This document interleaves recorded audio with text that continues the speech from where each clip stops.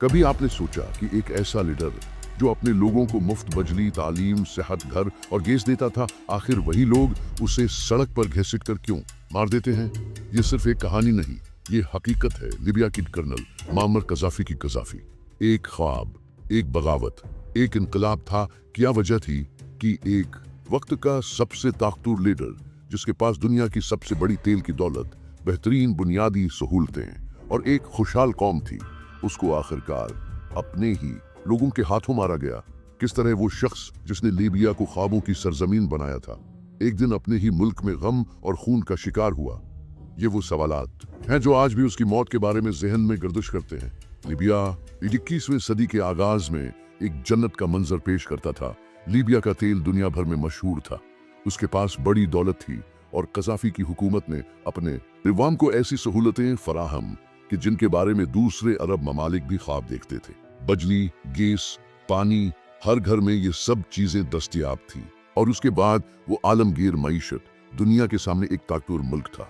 मगर सवाल ये है, जब लीबिया इतना खुशहाल था तो आखिर वो क्या वजूहात थी कि एक दिन उसके अपने ही लोग उसे सड़कों पर घसीटते हुए कत्ल करने पर आमादा हो गए? चलिए आज हम इस सवाल का जवाब तलाश करने की कोशिश करते हैं, लेकिन उसके लिए हमें वापस जाना पड़ेगा उस दौर में जब मुअम्मर कज़ाफ़ी ने लीबिया की तकदीर बदली थी। मुअम्मर कज़ाफ़ी का जन्म 7 जून 1942 को लीबिया के एक गरीब बदवी खानदान में हुआ। वो एक कमजोर पस मंजर से उठे, मगर उनकी नजरियात और हौसला ने उन्हें एक अजीम रहनुमा बना दिया। इस वक्त लीबिया एक ऐसे बादशाह के तहत चल रहा था जो मुल्क में मुकम्मल तौर पर मगरबी उसरात के तहत था। लेकिन मुअम्मर कज़ाफ़ी की नजरिया थी कि इस मुल्क को खुद मुख्तारी हासिल होनी चाहिए। 969 में 27 साल की उम्र में कज़ाफ़ी ने एक फौजी इनकलाब किया और अपने मुल्क को एक बादशाहत से जमहूरियत की तरफ गामजन किया। और इसी वक्त उन्होंने दुनिया की सियासत में अपना आगाज किया। ये इनकलाब और तब्दीली लीबिया के लिए एक नया आगाज था, जिसे वो सब्ज इनकलाब कहते थे।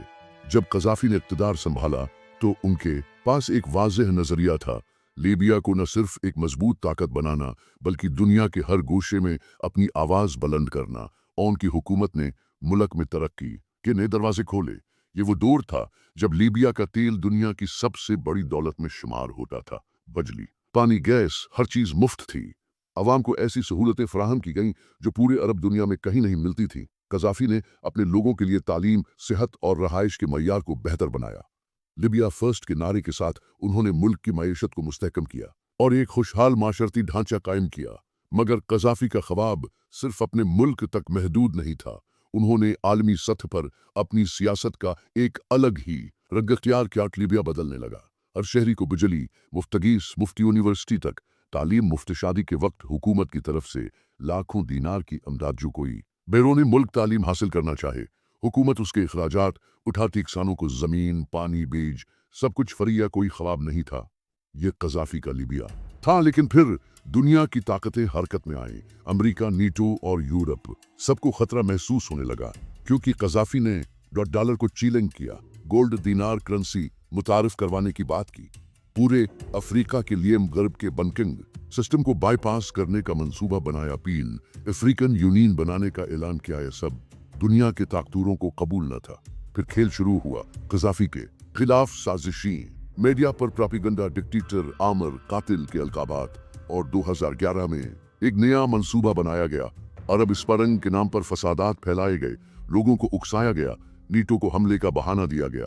लेकिन सच क्या था? कज़ाफ़ी की हुकूमत में लीबिया अफ्रीका का सबसे खुशहाल मुल्क था। वर्ल्ड बैंक के मुताबिक 2010 में लीबिया की फी किस आमदनी पूरे अफ्रीका में सबसे ज्यादा थी। वो सिस्टा टील, वो मुफ्त सहूलतें, ये सब किसको पसंद आता? आने जो पूरी दुनिया को कर्ज में जकड़ कर रखते हैं। फिर 20 अक्टूबर 2011 आया। कज़ाफ़ी एक खफिया जगह से निकलने की कोशिश कर रहा था। उस पर नेटो ने बमबारी की। फिर मुखालफीन ने उसे पकड़ लिया, उसे गलियों में घसीटा गया, मारा गया, तज़हीक की गई और कत्ल कर दिया गया।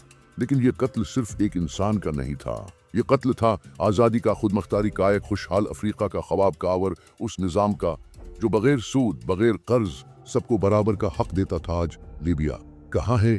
खाना जंगी बैरूनी ताकतों की मुद्दाखिल तहकुमतें बदलती रहती हैं, आवाम पिस रही है, लेकिन कोई कज़ाफ़ी नहीं, कोई सवाल पूछने वाला नहीं। लेकिन तारीख गवाह है, कजाफी मरकर भी जिंदा है और वो सवाल आज भी जिंदा है, क्या वाकई कजाफी गलत था या वो सच बोल रहा था जो दुनिया को बर्दाश्त न हुआ।